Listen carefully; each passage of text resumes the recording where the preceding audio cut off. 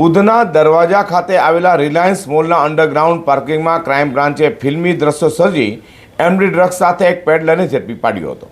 પોલીસને ચકમો આપી ભાગવા જનારા યુવકને બળપ્રયોગ કરી સકંજામાં લેવામાં આવ્યો હતો, તો ક્રાઇમ બ્રાન્ચે મેફેડ્રોન ડ્રગ્સ અને વાહનો કબજે કર્યા છે. સુરત પોલીસ કમિશનર અનુપમસિંહ ગેહલોત અને ખાસ પોલીસ કમિશનર ક્રાઇમ રાઘવેન્દ્ર વસ્તુ દ્વારા no drugs in Surat city અભિયાન ચલાવવા આપેલી સૂચનાને લઈને ક્રાઇમ બ્રાન્ચના ડીસીપી બીપી રોજિયા અને એસીપી કેઆઈ મોદીના માર્ગદર્શન હેઠળ પોલીસ ઇન્સ્પેક્ટરની ટીમો પેટ્રોલિંગમાં હતી. ત્યારે ક્રાઇમ બ્રાન્ચના એએસઆઈ નિતેશ તનસુખભાઈને મળેલી ચોક્કસ બાતમીના આધારે પીઆઈ જૈન ઝાલા સહિતની ટીમે રાત્રે ઉધના દરવાજા સ્થિત રિલાયન્સ મોલ પાસે વોચ ગોઠવી હતી. અહીં એક બર્ગમેન મોપેડ પર બે યુવકો આવી પહોંચ્યા હતા અને પોલીસની હાજરીમાં ગંધ આવી જતા આરોપી હુસેન અંસારી મોલની અંદર ભાગ્યો હતો. પોલીસે તેનો પીછો કરી બેઝમેન્ટ 1ના પાર્કિંગમાંથી તેને ઝડપી પાડ્યો હતો. આ ઝપાઝપીમાં આરોપીનું શર્ટ પણ ફાટી ગયું હતું.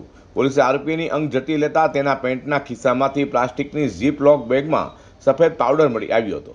આ બાબતે તાત્કાલિક એફએસએલ અધિકારીની સ્થળ પર બોલાવી પ્રાથમિક પરીક્ષણ કરાવતા તે પ્રતિબંધિત મેફેડ્રોન ડ્રગ્સ હોવાનું બહાર આવ્યું છે. જેથી ક્રાઇમ બ્રાન્ચે 51,540 રૂપિયાની કિંમતના એમડી ડ્રગ્સ, મોપેડ અને 2 મોબાઈલ ફોન મળી કુલ 1,41,000ની મત્તા કબજે કરી હતી.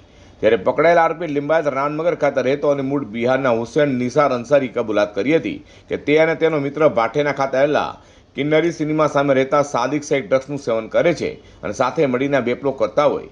તેઓ મોલમાં ફરવા આવ્યા હતા અને ત્યાં ડ્રગ્સ વેચવાનો તેઓનો ઈરાદો હતો.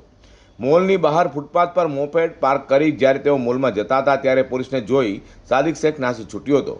હાલ પોલીસે ફરાર આરોપીને પકડવા ચક્રો ગતિમાન હાથ ધર્યા છે.